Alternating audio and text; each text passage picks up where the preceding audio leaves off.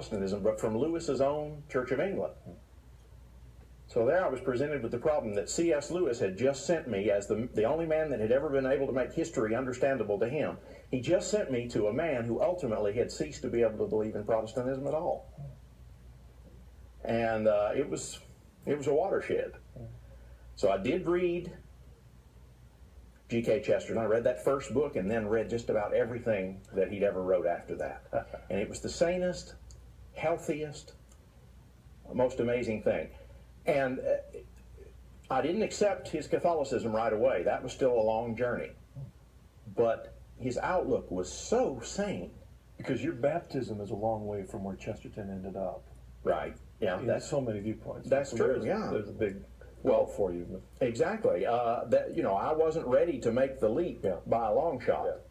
I was still troubled by his popish ideas, but the sanity that I saw there left me thinking that at the very least, Catholicism couldn't be as black as it had been painted. And so that was the beginning. Chesterton, still to this day, my great hero. I even owe my wife to G.K. Chesterton. She saw me reading a book of Chesterton's when we were still strangers, struck up a conversation, and the rest is history. There you go. Talk now about what you've discovered as a Catholic looking back at this Dark Ages. I mean, where the idea of the Dark Ages came from, and how should we look at those years? Well, one of the things that Chesterton led me to were some, and Lewis as well, some other writers that they had recommended. And they mentioned two people. They mentioned a man named John Henry Newman, and they also mentioned another set of people called the Fathers of the Church, which I had never heard anything about, really.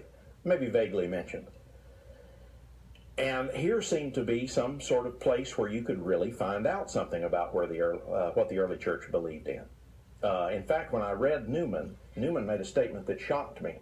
In spite of the fact that I had grown pretty friendly to Catholicism in the form of Chesterton, at least patient to listen to it, Newman said something that shocked me. He said that for the historian, that history says many things, it's got many ambiguities, but the one thing you can definitely be certain when you look at the records of the past, and that is that the Christianity of history is not Protestantism.